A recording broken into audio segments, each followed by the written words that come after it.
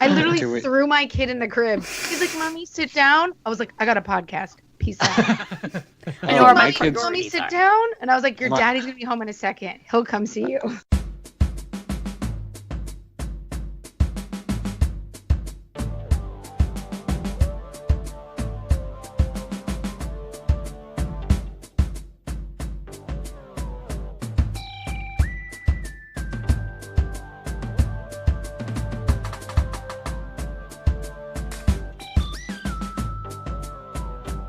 All right, Beck, count us in. Wait, do you actually normally count, or do I just? Yeah, I always go 3, 2, and then I stay quiet, like in Wayne's World, and I point, and then I go. All right, I'm doing it. You point to yourself? No, I point to you guys on the screen. So just the Skype box. Okay, got it. All right, 3, 2. Hello, and welcome to the Friday Night Movie Podcast, where my siblings and I sit around and talk about movies and TV shows like we once did as children, sitting around the dinner table on a Friday night. I have to say, that voice, you have to be that's almost like a whipped creamy voice. It's not so buttery. It's more of like butterbeer. Okay. It sounds like you were lulling us to sleep. Okay, let me try again. Okay, 3. Oh, no, that was... Hello, I think she should get a second and chance. Welcome to the Friday Night Movie Podcast. I always say here we are. Oh, I couldn't remember. Okay, yeah. I couldn't remember the here we are. Okay, got it. Okay, again, count us in. Last time. 3, 2. Here we are at the Friday Night Movie Podcast, where my siblings and I sit around and talk about movies and music, like we once did on a Friday night, sitting around at the dinner table. Was that better? That's better. Great intro, Beck. Great. I was really nervous. I'm worried I'm making too many mouth noises. Okay. So, Lily, how are you doing today? I am pretty good. Pretty good. I'm excited because I think I'm probably the only person that watches this show on Netflix, the show Sense8. It's just me. I think me in terms of the whole universe. Vlad and I totally watch it. Okay, so you'll be excited to learn that it just abruptly ended, which was really crappy. It really felt like the worst season finale of a television show of all time. Well, it just ended, and that was supposed to be the series finale because they canceled it. It's made by the Wachowski. Sorry, is it Wachowski? Wachowskis. Wachowski. Is it Wachowski or Wachowski? Yeah, whatever. It's made by them. And I'm really into it for some reason, and it just ended. And I think it's a super cool show.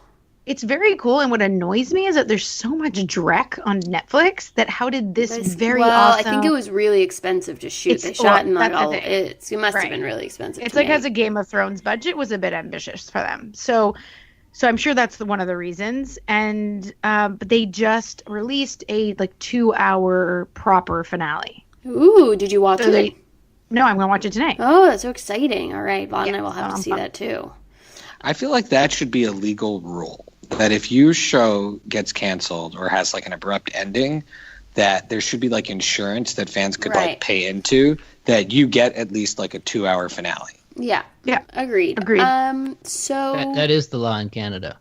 Oh, and we have a legal expert here with us tonight, Howie Kislowitz, my brother's musical life partner.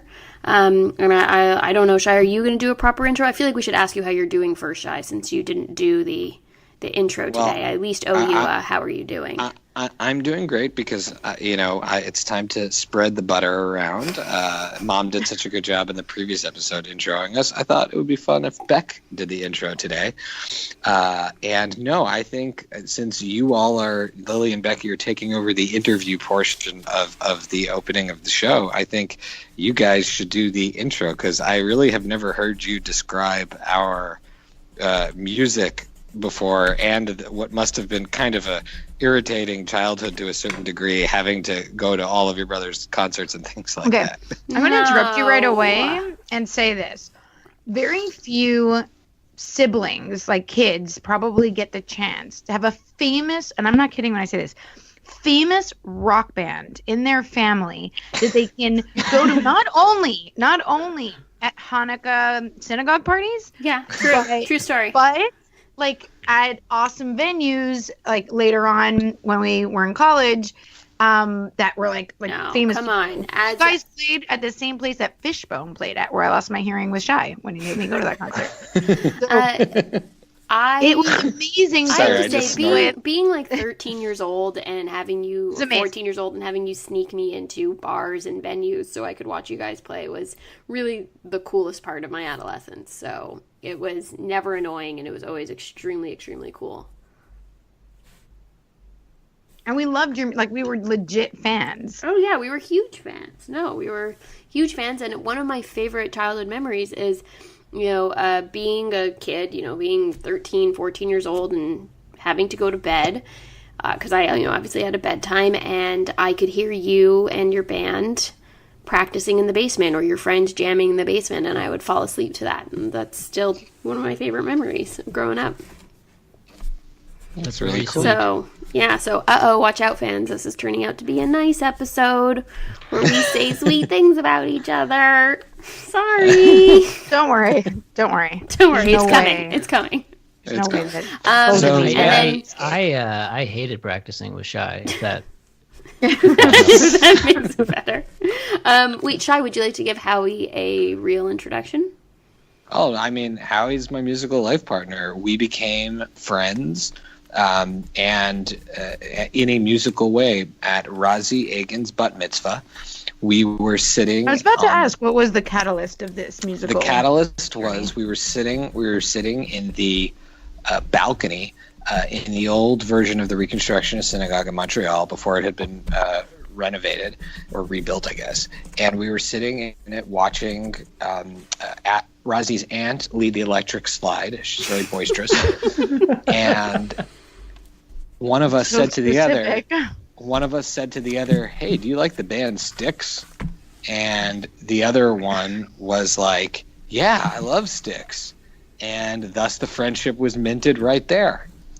and at the same time, the band, the other Montreal band, Wolf Parade, was forming like 2 seats over. Were they? No. No, because I know there are like other Jewish Montreal bands that are still around. Maybe they I don't also think went Wolf to our Parade synagogue. is. No, Okay. it might have been the Lovely Feathers. The Lovely Those guys- Feathers. Those guys were after you, though. No, they're a little younger than us, but They're the they're next very generation. Nice guys. Nice Right. guys. Cool video for that song Louisa. And Howie, how are you doing today? I'm doing great. I'm really happy to be a guest on the podcast. Long-time listener, first-time caller. Here I am. And I have really enjoyed, as I was saying to Becky before the show, I've really enjoyed your awesome podcast, but also getting to catch up a little on your lives through the podcast. So I'm honored to be here, and I'm excited to chat with you guys.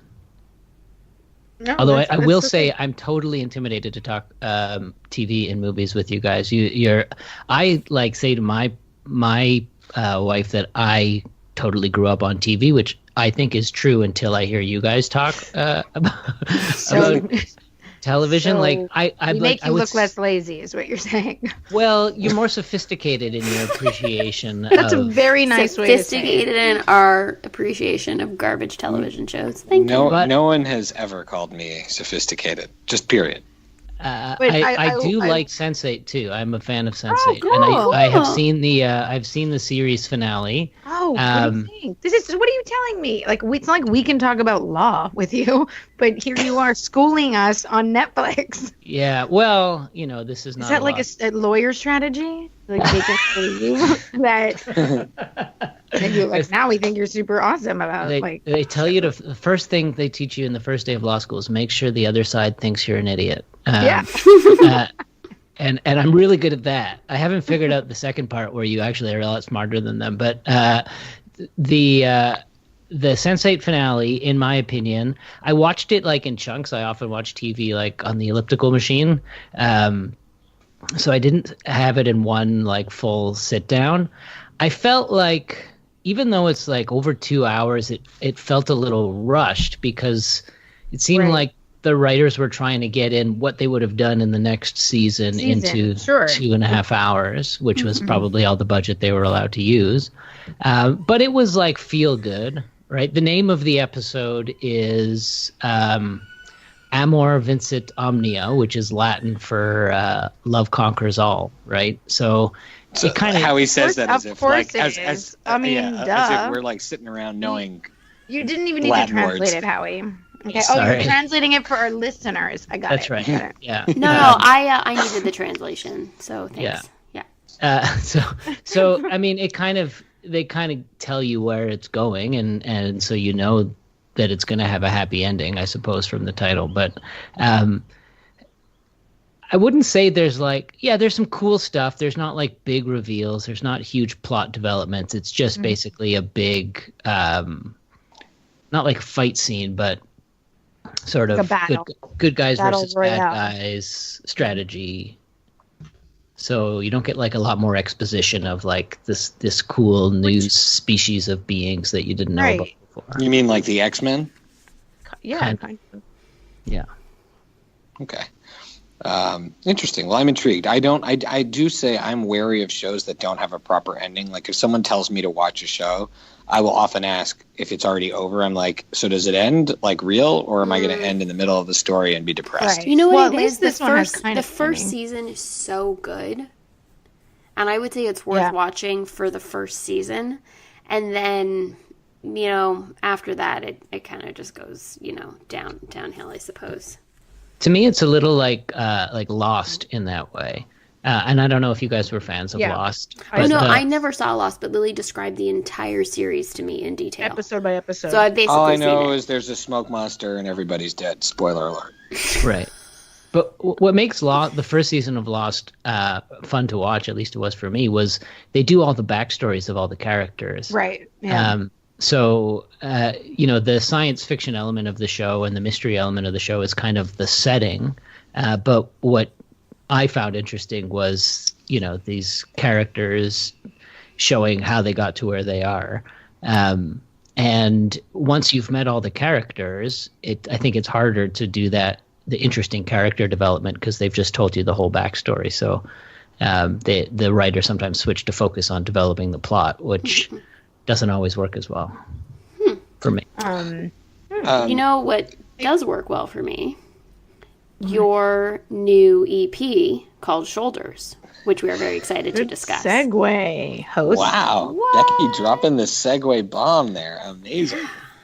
Just waiting for my opening. No, I'm really, it's because I'm really excited to talk about this, having been a very long time fan of the Shy and Howie duo, and like a genuine fan. It's not just because I'm your little sister Shy, it's because I really have always loved the music you've written.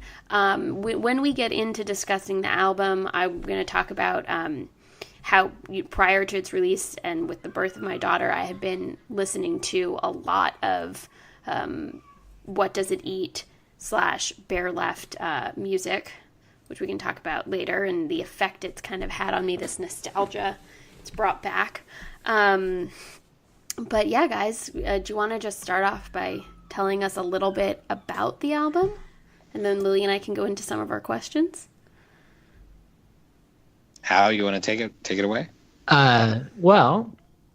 It's the culmination of quite a few years of work, I think. Both, as Shai's talked about, he has his daughters, so his daughters are young, and I have a son about the same age as Shai's oldest, and so that's been between that and having a full-time job, it pretty much takes up all your life, as you're learning, I'm sure, Becky. So it's hard to find time for the other things that you used to do that made you feel like you're a full person, right? So as our kids got older and we managed to squeeze in a little bit more time, we, over the last few years, have been writing and recording these songs. But I think to me, what was special about this collection is that we didn't say, let's sit down and write a bunch of songs and make a new record. We just kind of made the songs we felt we needed to make at the time. And then once we had amassed a collection of them, we thought, these songs kind of fit together because they're all written from a similar period of life and there's some common themes. So why don't we put these songs together into a collection? So what that means, I think, for the record is that it's a really honest record, right? It's really personal, and because all of these songs were songs that we felt in one way or another we needed to write, rather than songs that we were writing like to a purpose. Well, it's funny you talk about how this album is so particular because it's this collection of very personal songs, but on your previous albums, although there's songs that are funnier and tell stories, there's always been a personal nature to your writing, to your music. On each of your albums, there's always been at least a couple of very personal songs, right? I agree. That's true. I think so yes, if you go back to like the first Bare Left album, I think there's a couple of particularly, like, I would say heavy breakup songs, for example, which I think are pretty typical of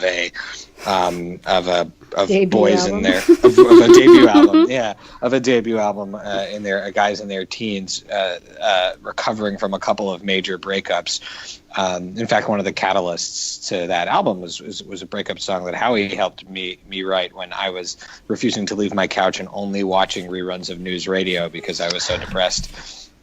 On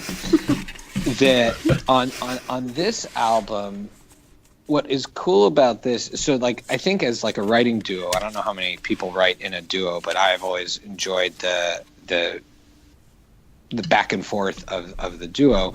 I think you go through different arcs, and when you're younger and you're writing your songs for the first time, you have no self-consciousness. You're like, we're gonna write a song and it's about a sheep that goes to the slaughter, and we're gonna write a song and it's about the earth and protecting the earth. These are actual things that happened. And you have no shame because you're just putting out there what you think songs should be, and you're so excited by the fact that you're writing songs for the first time. And then over time you write about different things, but as you grow up and you get married and other things are happening in your life, it becomes harder and harder over time to simply just like open up and write directly about something as personal about what do I worry about as a parent every day.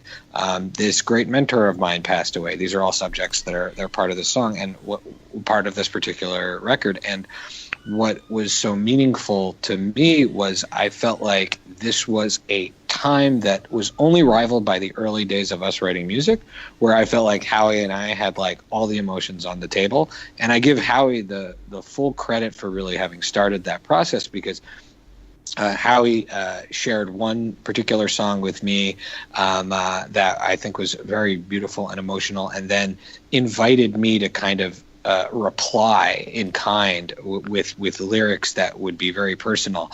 And that, I think, got the ball rolling in a way that, like, you don't expect, like, grown. I mean, I guess we're kind of sensitive dudes, but like, you don't really expect like grown dudes to sit there and bare their souls about their anxieties about where they are in their life the way I think we did in writing this stuff. Which leads me to my question of, you guys, I mean, you guys live really far apart. And what was it like working in this way and recording like postal service style at a distance? I think over time that's gotten easier. Like we've had various sort of technological incarnations of this thing because we've lived far apart for quite a while, right? I think, Shai, you moved away like right after college. Yeah. And we haven't lived in the same city since then. And we haven't always been recording, but we at one time we had like a FTP site that we used, which was a bit more cumbersome. And then I think with the advent of sort of file sharing technologies, right? Like, your Dropbox or Box.com or whatever, that has just made the process a lot more user-friendly. So it's more inviting, right? It's easier to sit down and just do something and have it show up on the other person's computer rather than having to go through a bunch of steps to make that work. So I was just going to say, so how it would work on a session using Logic, which is what we used on Mac. and save the file in Dropbox, and then I could just open it up on my side, and it would have all the exact settings and everything that Howie recorded, and I could make my additions, and then Howie could just send the other guy a note saying, I made some updates. Did you miss recording in the same room? Because you guys used to have a studio. You had your own studio. In our basement. I think you used your bar mitzvah money for, right? Sure. Lots of money. I think that... So what's funny is that the writing process is something that Howie and I have mostly done on the phone since we were teenagers. We've always had like phone writing sessions where Howie's on guitar and I'm scribbling and we're throwing ideas back and forth. But recording for me is something I always enjoyed more doing in person because I really like I always will watch Howie's eyes, and it's good to have another person in the engineering room to kind of help psych you up and get that performance right. But I think that got more comfortable as time went on. How? Yeah, and I think that's right. It would be in a perfect world, right? It would be nice to be able to take a couple of weeks to be in the same city and record some tracks together. And we managed to do that for the last record. I think I came down to Shai's place, and we had set aside a few tracks, so we thought, we really have to do these live off the floor for various reasons. But I think we've gotten a little bit better at doing it. The other thing is Shai's been exploring more using programmed beats some of the time, so that you don't really need to be in the same place. Like once Shai programs the beat, he sends it over to me, and then I can play with it, cut it up, and then I can record on top of it. So that's another aspect of technology that's just gotten way better and more user-friendly. That's, I think, given us a way in to experiment with other sounds. Yeah, like the beat on the song Sisters I wrote on my cell phone, which is just wild. You did. That's so cool. That we live in the future. So 2018.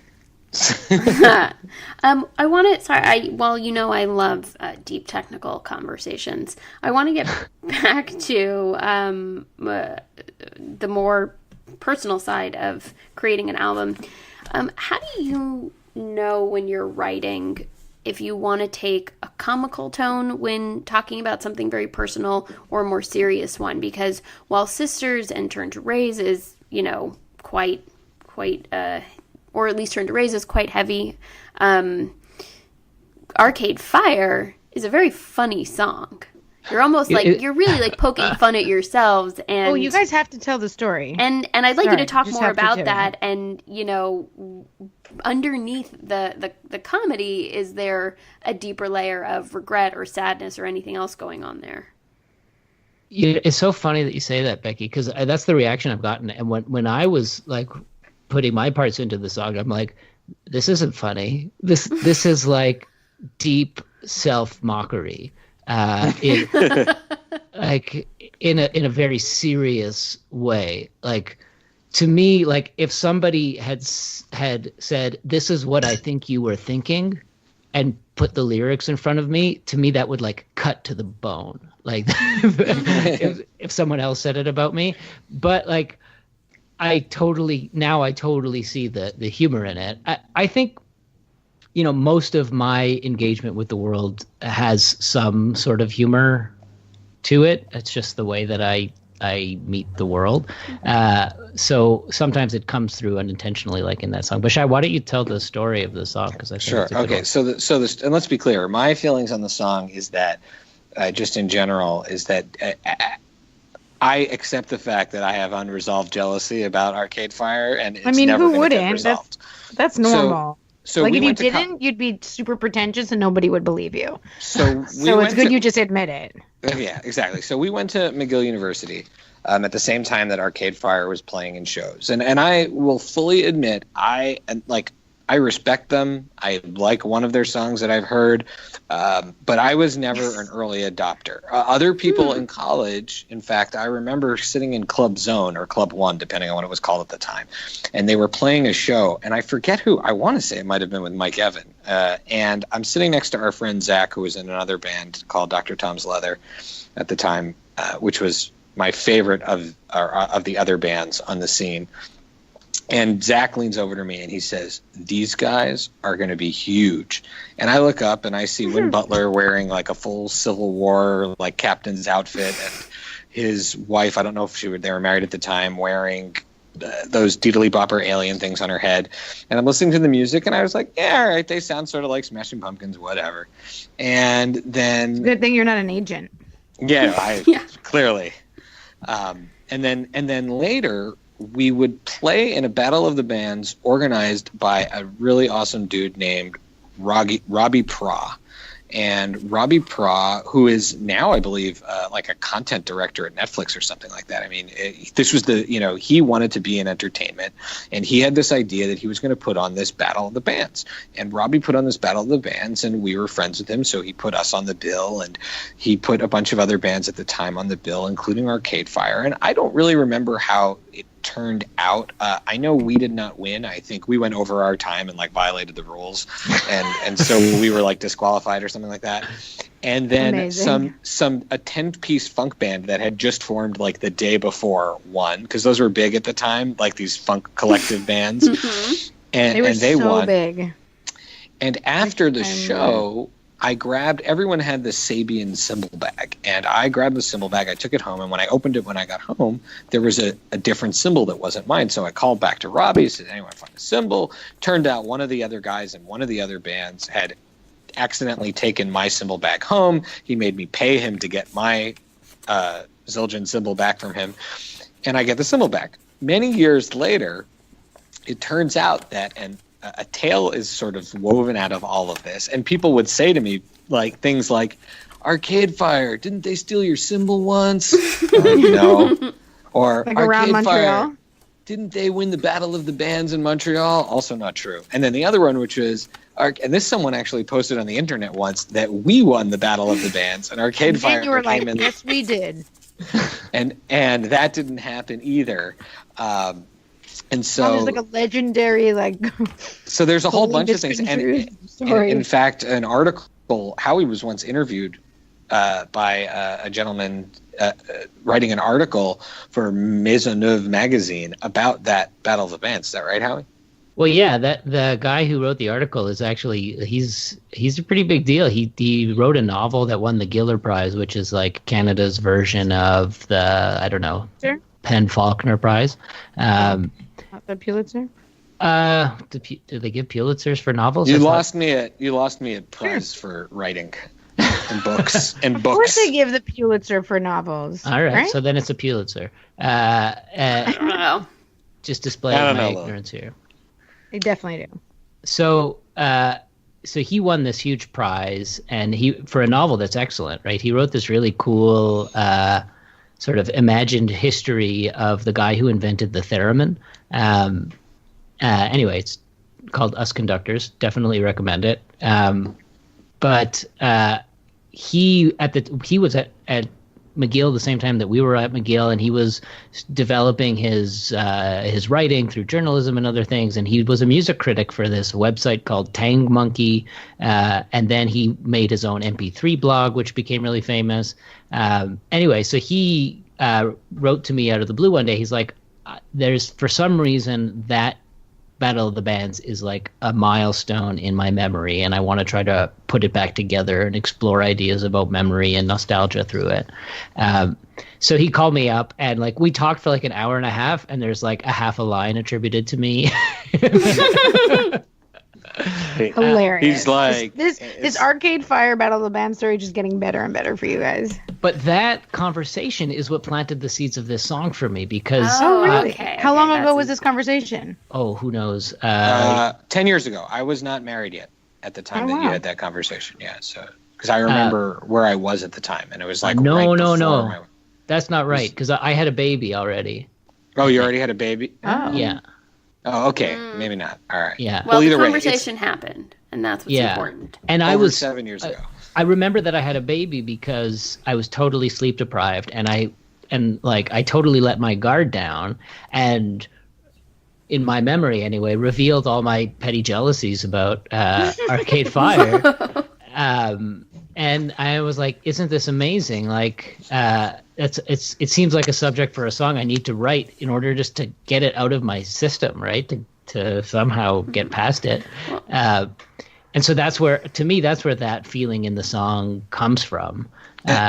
And my side is, for years, I had just thought it would be funny to write a song with the chorus, F you, Win Butler. And on more than one occasion, I had pitched a version of that to Howie, which he rightfully reshaped into Win Butler is a rock star. Because I was like, whatever, I'm never getting over this. Howie's always been more respectful. and that is why we told the story. And in the song, we name check the different folks who played there, and that's turned out to be a special song on a lot of levels. So I think it does close the sort of book on the jealousy piece in a certain way. At the same time, I'm like, oh, I hope Win Butler hears this song. Well, listeners, if Anybody knows Win Butler, knows how to get this song to Win Butler, we would really appreciate if you make sure he has a listen. So, thank you. Lily? And any more? And again, deserving of their success. They're a great band. Oh yeah, I am not. They're great. I love their I'm not first jealous album. of them. No. So, I'm actually really happy they rose Lily, to the status that they did. I'm conscious of time, and I know we have a little bit of a surprise for Howie. Can I just quickly say one thing? I remember being in university, and there was like a bunch of. I was in one of the restaurants, or cafeteria, or whatever, with a bunch of kids from students from my classes or something, like a bunch of people around, and they were all talking about like they were gonna go hear this new band that's like from school, because they went to McGill, that they were gonna be playing at some bar, and they were gonna go hear them, and it was the same night that you guys were playing a show. And I remember being like, no, I'm not going. I'm going to see my brother's band because they're amazing. You guys should come with me. And they were all like, nah, like your brother's band, like we could see another time. Like these guys, like who knows what's going to happen to them. And we're all going to go see them. And I'm like, no. And I was like arguing. And then in the end, that was Arcade Fire. And I'm like, damn it, why didn't I go? Although I love you guys. Whereas I remember when their first album came out, listening it to with a bunch of my college friends, and everyone was like, this album's amazing. And even though I knew it was amazing, I was like, whatever. My brother once beat them in a battle of the bands. They're not that good. True story. That really did happen. All right, perfect segue. Right. Okay, so now here's our segment we've been preparing for you, Ari. So one of my favorite games to play on this podcast is when Lily reads things and tries to make sense of them. It's a good thing that Howie is a lawyer, because some of the things that you sent me to read, I could go to jail for. Okay. So I would like Lily is going. So it's going to be there's a quiz element of this game for you, because I know what I sent her, and then there is a Lily asking you questions, both of us questions as to what these mean. Okay, so Lily is going to read you lyrics to a song by a particular artist. They're all by the same artist. I won't reveal it yet. And as she reads, I don't know which one. Let's not get ahead of ourselves. Let's try and do one. Let's see where we get. Okay. You'll have to guess the name and the song. If you can guess the year, that's even better. And then Lily's going to ask us some questions. This is one of our favorite bands, you and my favorite band. Okay, stop giving things away. Okay. Here I go. Frozen, flaking, fish raw nerve. Yeah. In a cup of silver liquid fire. Moonjet brave beam, split ceiling swerve. And light the old Valhalla. Come join us with us, please. Valkyrie, it's not from Thor. Valkyrie maidens cry. Above the cold wind to Valhalla.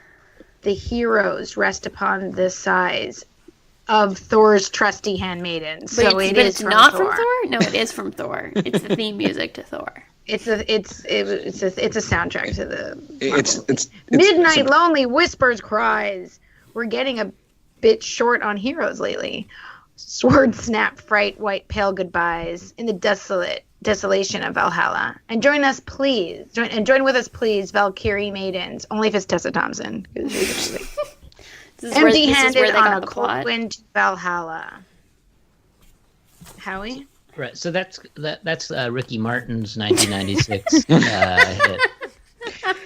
Living La Vida Valhalla, I think. He that's sings so romantically that nobody ever realized that these were the lyrics. That's right. No, this is clearly Jethro Tull. That could only Is it be now? Jethro Tull. Clearly Jethro Tull. Jethro Clearly. Tull. I Becky, will you got that, right? Oh, yeah. And I will never, ever forget being a kid and driving in the car with the whole family and Shy trying to make us listen to Jethro Tull and everyone yelling at him and Mom and Dad turning it off and Shy going, when I'm 16 and I can drive, I'm going to make everyone listen to Jethro Tull. And that is exactly what happened. He kept his promise. How many times I have gone to literal war over some bands and music, so can I go deep here for a minute? Please do. So Shy and I were so into Jethro Tull. It's so embarrassing. I can't believe both of you would ever admit that out loud. We were deeply.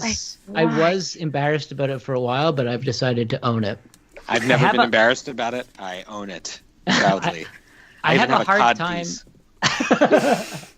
So we were so into Jethro Tull that when we were going through our teenage rebel phase, we wrote for an anonymous magazine that we distributed in school. Let's be clear. My stuff was never accepted to it. Yours was. But we needed pseudonyms, and I don't remember if it was yours or mine that we took the pseudonym Toe because on one of the first singles by Jethro Tull, their name was misspelled Jethro Toe. Like that's how deep into Jethro Tull we were, and we would celebrate the solstice, much like the pagan themes in their music. So. Valhalla, not my favorite song, but I can definitely hear the melody in my head. The Cold Why wouldn't Winds that be your favorite song? Cold Winds of Valhalla so from the album Minstrel in the Gallery. All right, Lily, hit us with another one. Here's another one that I'm glad that there's a lawyer present. There's another one that Chai sent me that I literally won't read out loud that would ever be published anywhere because it's like about a pedophile. So no, I don't understand why that was remotely acceptable even back then. This one... Well, in the Me Too era, I'm glad there's a lawyer present. That's all I'm saying. Just so you know, I'm not a lawyer exactly. And to be clear, the song that you're talking about is Aqualung. It's not like the song that you won't read are the lyrics to Aqualung, which is kind of a famous classic rock song about a lecherous character. I hope people Google it and then read those lyrics and then never listen to it again. Okay, so it's on you people to go Google the lyrics to this horrendous song. It's got to be their biggest hit too, right? Yeah, it's their biggest. What does that say about them? I can't. I have so many questions. You can read us more Jethro Tull lyrics. Okay, go. Okay. Walking through the forest of palm tree apartments. Scoff at the monkeys who live in their dark tents. Down by the waterhole, drunk every Friday, eating their nuts. Saving their reasons for Sunday. Lions and tigers. Who wait in the shadows. They're fast, but they're lazy and sleep in green meadows. What? Why would they sleep in green meadows? That makes no sense. Let's bungle in the jungle. That pretty much just gave up this song. And this is where things get shady in the Me Too era. Well, that's all right by me. I'm a tiger when I want love, but I'm a snake if we disagree. Hello. Ooh. Maybe I feel like you could read that a few different ways. But a tiger when I want love, that's not all that nice either. Tigers aren't known for their sweet demeanor and gentle temperament, you know? It doesn't say I'm like a koala when I want love. I think you need to have a bit of context, isn't that? The person who sings these lines also plays the flute. So... Sorry, how does he play the flute and sing at the same time? No, I think listeners know when you say Jethro Tull, you're talking about the premier rock and roll band. I guarantee they do not. How do you play the flute and sing in the band at the same time? How is a rock band based on a very shady flute player? That's the paradox of Jethro Tull. Can somebody please answer my first question? He doesn't sing and play at the same time. Although sometimes he kind of grunts. So it's like a little bit of flute, and then he stops and he sings. It's so much flute. It's no, so I much it's flute. a lot of flute. It's like mostly flute flute, and then he lyrics. says some words, and then he just plays the flute. What was that one song that it's was the like reason, Jethro Tull is the reason there isn't flute in any other rock band. They took he used up all the flute. Can it be called a rock band? Is this called a rock band? Oh, they are a rock band. Oh, yeah. No, they, Like, in fact, you want to know a factoid? officially. You want to know a factoid? Going up against Metallica, and I want to say 1988 or 89, Jethro Tull was the first band ever to win a Grammy Award for heavy metal for their song Steel Monkey off of the Crest of a Knave album. Which is laughable, right? That they shouldn't have won that award. Okay. Yeah, exactly. It's not even a heavy metal song. I mean, guys, I love talking about Jethro Tull, but Okay, I'm wait. wondering if we can move on. We can. I just have one question. How many other bands are there? Like, I want you to give me, if you can think of any other bands that exist out there that should never have been famous, that make no sense that they were ever famous, even in the 70s. Think on it. You can get back to me. All right, because we can- to me, this is like a huge anomaly that two teenagers from Montreal became obsessed with this band. And I mean, it was like Jethro Tull to me is like the epitome of the Montreal Quebecois taste in prog rock. Like there is for some that's reason true, actually. there is Oh, like yeah. a I deep thought it was very...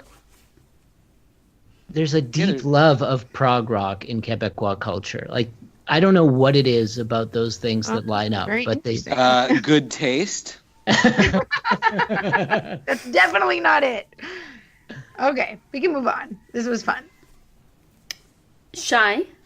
Oh, right. I forgot. I'm now back in. Yeah, I'm you're back. now I'm back in in the hosting reins of the duties. show. I really want to I do was this buy rent met before we. okay. But it All right, seems so like we're if gonna you do- read Howie's we're- notes, it might be a little hard to No, play. it's going to make it extra funny. Okay, so we're going to Also, do buy Howie, rent, I'm worried about Howie that he's never seen any of these movies. So we're going to buy rent net. This is the music movie edition. We got Howie, our musical friend. Okay, so and again, these are based on things in our family, which makes it funnier that Howie's going to weigh in because in the process we learned he hadn't seen many of these. So musicals we watched growing up: Grease, Sound of Music, and Fiddler on the Roof. Do you buy, rent, or meh? And you can describe your reason for meh. Who? Does anyone- Who's Howie? going? I'll go Well, no, first. one of you Super guys should go easy. first. I'm gonna go. So I'm Grease, gonna buy bu- Grease. oh. I'm gonna Just buy someone else go Grease. Because it's the most sing-alongable. You don't need to say because everybody knows it's just why. by Grease. Well, because I mean, I knew that soundtrack off by heart, and I didn't even know what the movie was actually about as a kid, which is probably for the best. I own Grease in multiple formats.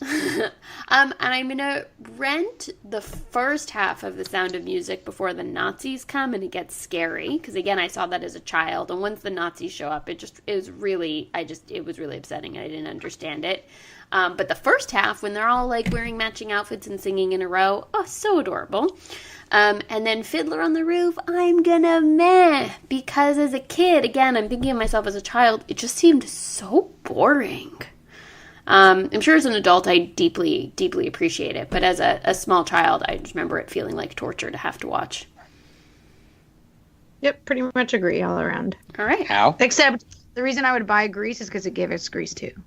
Without it, we wouldn't have Cool Rider. So I will say that my first access to Grease was through an 8-track tape that my parents had Amazing. of the soundtrack. That's great. And I have this very vivid memory of going into my parents' room, waking my mom up at like 6 a.m. because I was an early riser, and saying, "Would you mind if I go to the den and listen to Grease? But don't worry, I'll wear headphones so I won't wake you up."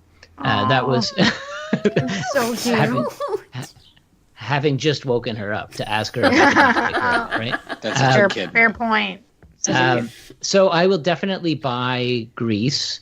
I'm gonna rent Fiddler on the Roof because I don't think I've ever seen the movie all the way through, but I was in several Jewish summer camp productions of Fiddler on the Roof, so I have some emotional resonance with that.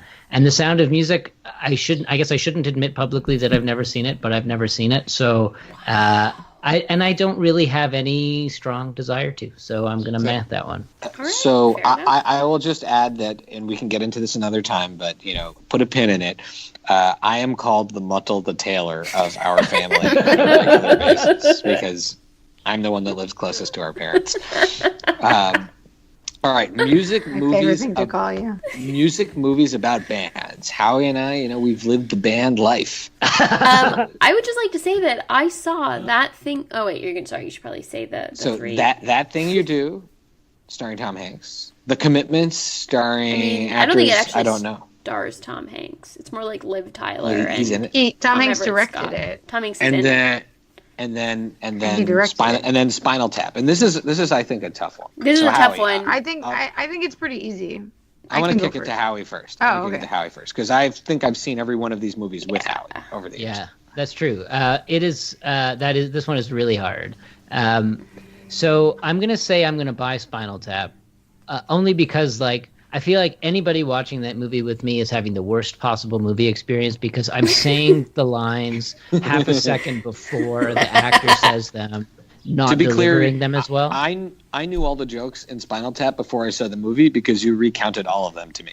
That's right. In the way that only teenage boys can do, right? It Yeah. would just quote movies. Anyway, so and that Spinal Tap is like the godparent of all of the other Christopher Guest movies that are, improv based and hilarious, and I love each of them. So I'm going to buy Spinal Tap. It's also I think the strongest sort of, or the broadest cultural reference. Like you see references to Spinal Tap all over the place. Yeah. Anytime you hear someone say "crank it up to 11," it is a reference to Spinal Tap. Spinal Tap. And a lot of other things. And the t-shirts, I see t-shirts all the time. You don't see that many That Thing You Do t-shirts going around. I also love that Spinal Tap's second album was called "Break Like the Wind," and I only got that joke 10 years after the first time I saw the album cover. I have an annual Passover tradition where I very poorly photoshopped a picture of an amplifier and I superimposed a matzah, like a piece of matzah, on top of it. And I just have underneath it, "This amp goes to unleavened," but I post it every year. It's like a ritual for me at this point. That's amazing. That's a T-shirt, dude. Anyway, so buy Spinal Tap. I think between That Thing You Do and The Commitments, I think I would rent That Thing You Do. I loved that. To me, the strength of that movie is the strength of the song. And what's amazing about the song is you hear it 100 times in the movie and you like it every time. So it's a pretty perfect song. Written by the guy from Fountains of Wayne, Schlesinger. Get out. I was just about to ask who wrote the song. It's a He doesn't. song. I think it's performed, if I'm remembering right, it's performed by Mike Viola, but written by, I forget his name, something Schlesinger.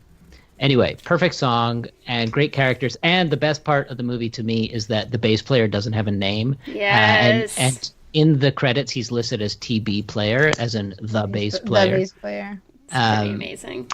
And then The Commitments, I love that movie. The music in that movie is amazing. The acting in that movie is amazing. And it's a bunch of never before on camera people. They had an open audition, I think, in Ireland. But I'm just gonna meh that because I have to meh one of them. Okay, I pretty much agree with. Can I say? Do you want to go first? I was pretty saying, much unless you're agree with Lily, you Howie. always breaks the rules. No. I this one was easy for me, except that The Commitments. It's the reason I would meh is because I know in theory it's a good movie, but I remember being in the country house in the basement and watching it with you and being so bored.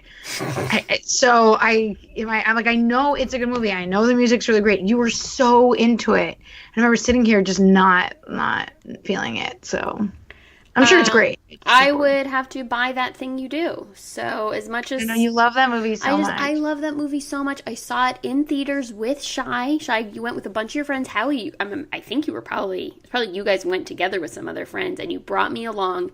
We saw it at the Côte de Neige movie Oh theater. yeah, 100%. I remember exactly what you're talking about. And not really knowing what it was or what it was about, and just being so blown away. It was such a magical experience seeing that movie, and it's a childhood favorite. So I'm gonna have to buy it, and unfortunately rent Spinal Tap. But and then The Commitments. That's about it. So I'm gonna buy that thing you do. I can't. I like the pureness for which I love that movie. I bought it on VHS as soon as I found it. I love that movie for all the reasons you talked about, but also because, spoiler alert, because I love the fact that, you know, the band drummer doesn't stay famous. The band doesn't stay famous. It follows this arc on purpose of the one-hit wonder, and it's done so well. And it's about a drummer. The other two It's are about a really drummer. tough. So I feel like on principle, I have to rent Spinal Tap. But really, I like The Commitments more as a movie. I really, really love that movie. You are right. So I'm going to rent Spinal Tap because it would be wrong. You could Spinal Tap. When you're renting it. I'm renting Spinal Tap because it would be morally wrong to put it any lower than that. But let's be clear. I own all of these. I own all of these movies in multiple formats, so it's a little bit moot. Okay, cool. And I think since I get to be in charge this episode, which everyone knows is my favorite thing, being in charge, I'm gonna roll us into what we're watching. Before you do that, just before you do that, the Buy Rent Mag, the last one, the Guilty Pleasure, had Rock of Ages, Josie and the Pussycats, and Rockstar with Marky Mark. So you can tweet your responses at us. Hold on. We all know we're gonna man Rockstar, so. No, Rockstar, I'm buying it because without it, we wouldn't have that great How Did This Get Made episode, which had me crying, laughing on a plane. Laughing, yes. On a plane. It was one of the best podcast episodes I've ever heard. So, Rockstar. All right. So, what's everyone watching? Howie, what are you watching these days?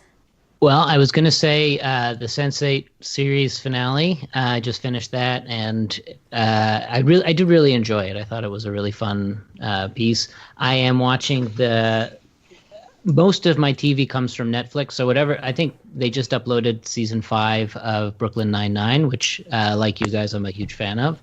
I'm also watching the second season of Fauda, which is an Israeli show. I couldn't do it. I tried, and it just stressed me out way too much. It is pretty stressful. The thing that we had a hard time with is in Canada anyway, it defaults to the dubbed English version. My wife likes to watch TV with subtitles, and the dubbing doesn't match up with the English subtitles. Like the scripts are different, so it got really confusing to watch. So we switched. Wait, but is it dubbed in French? Because that would be amazing. You could probably watch it in French, I think.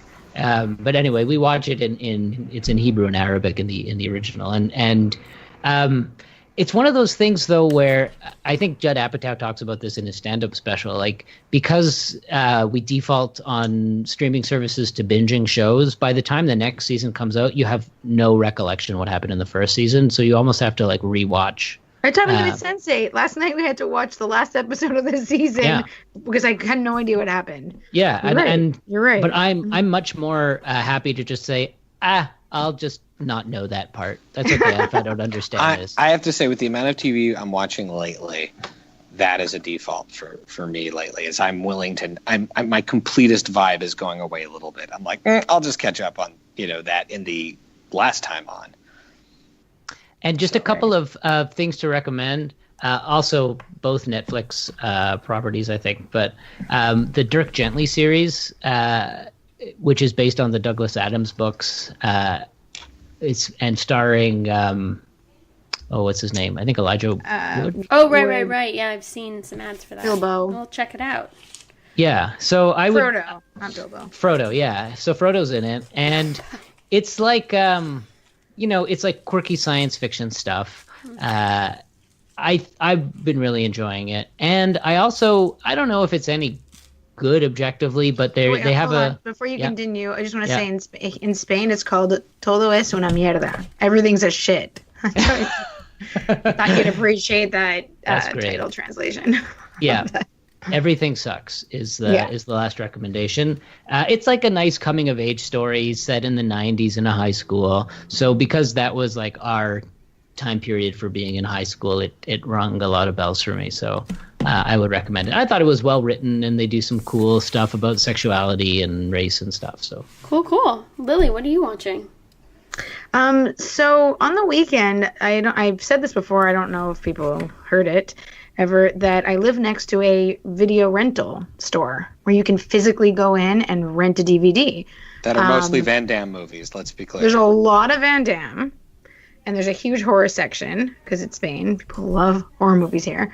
And then like the relative new releases. But what's interesting is that sometimes there'll be a movie out that hasn't been out in the States yet. Like it's a European release. So it'll be on DVD before it goes on iTunes. I don't know if that's the case with this, but this movie I think is on Netflix. That's what it says when you start the movie. It's called, in Spanish it's called Seven Sisters. In English I think it's called What Happened to Monday. Who's typing? I'm sending you a message, Lily. Okay, I'm hurrying. And so it's not bad if you're like feeling like you have nothing to watch and you find it on Netflix for free. It's a bit slow, but it's a sci-fi movie kind of a la Orphan Black. Is it as slow as this description? Sorry. Sorry. Hey, look, Becky, I feel like you delivered the mean for the fans. That was it. I said it was coming. Thank you, Lily. We will check that out. Shai, what are you watching? I am watching Goliath on Amazon Prime, and I love the Amazon Prime crime type shows. Like I love Bosch. I watched the Bosch season as well in like a week, and Goliath scratches a similar itch for me. Great performance from Billy Bob Thornton, and kind of the LA noir lawyer takes on an impossible case. He's down and out, but somehow finds justice in the darkest places, et cetera, et cetera, et cetera. I really enjoyed the first season. I'm a few episodes into the second season, really loving it. All right, and I'm just watching more Queer Eye. We talked about it on the last episode. I'm really, really savoring it. So whereas Lily's already up to episode 6, and I'm kind of jealous. I've only seen the first 2, bawled my eyes out. Could not more highly recommend it once again. Cool. All right, well let's do our shout-outs. Yeah, shout-outs. Who's got a shout out to cousin Vanessa? Cousin Vanessa. Wait, who's hosting at this point, Jai? Is that me or you? It's hard to tell. All right. Lily, Howie, who do you guys have shout-outs for? You go ahead. No, Lily. I was just going to say to What Does It Eat? The awesome band. Check them out on Spotify. I wanted to shout out to, not individually, but all the folks who have supported our IndieGogo campaign or listened and reached out to us to tell us that they've been listening and whether they connected with the songs. It really means a lot to be able to do this, even though it's kind of not something we're able to put our full time into, to be able to connect with people over music. And I also wanted to shout out to a woman I work with who did the backup vocals on this recording. Her name is Kristen van de Biezenbos, and she did a great job putting in some vocals that we couldn't do on our own, and we're really grateful to her for that. Cool. All right. Shai, or I guess I can give my shout out. I did give my shout out, sorry. I would say my shout outs are principally to let's see, who am I shouting out to? I would say I'm going to shout out to Win Butler. I feel like, he's had a lot of angst over the song. I don't want to start a fight. It's really positive, a positive story in the end. Win, I hope you'll forgive me. I know you sit around thinking about us all the time and how Howie and I are really good dads and he's like, I wish I didn't have this Grammy. And employees. He's got a song coming out actually that's, Howie, you're a great law professor. I wish I didn't have this Grammy. I'd rather not have it. Shai, you're a great amateur podcaster. Hope your back's okay. Does he know about your back problems? Yeah, maybe. I don't know. Anyways. All right. Where can we follow everyone? So everyone. Shai? Okay. So you can follow me at Pancake4Table on Twitter and Instagram. You can follow the whole website at pancake4table.com. You can follow just the podcast at FridayNightMoviePod.com. And if you would like to hear the dulcet tones of my margarine-like voice, I'm also on Behind the Music, where we have episodes coming up that cover both Johnny Cougar and another one in the can that's going to be out soon about the legendary Canadian musician who I love, Shania Twain. Yes, who is now taking over my Spotify because we share an account. And I went to open up the other day to see what I was recently listening to, and it was just Shania Twain, and I was so annoyed because it knocks off like the stuff I had been listening to hear Canada's greatest country star. I dare you to put on that song, You're Still the One, and get through the whole song without like getting all misty in your eyes and singing along. Just saying. Still the one. I think I'll be fine. Okay. So, alrighty. I think, Becky, where can people follow you? Becky's at Paper BK Princess because she had to duck out. Okay. She's at Paper BK Princess on Twitter and Everyday Oat Blog for awesome, delicious homemade recipes, healthy food that's delicious. And Lily, where can people follow you? Chichi K Gomez on the Twitter. All right, so I think now the theme music by us, What Does It Eat, is kicking in, and you dance in your chair, Howie. I'm dancing. And I dance in my chair. And Howie, how come you're the only one not dancing? It's kind of a... We don't have enough time to tell that story, but when you come back, maybe we'll find a way to tell that story without offending the poor younger sibling of a friend we know who was involved in it. Anyways, thanks everybody for listening. This was a lot of fun. And we'll see you again soon. Howie, for making the time and for joining us. It's like having family nearby. Thanks for having me. It's been a pleasure.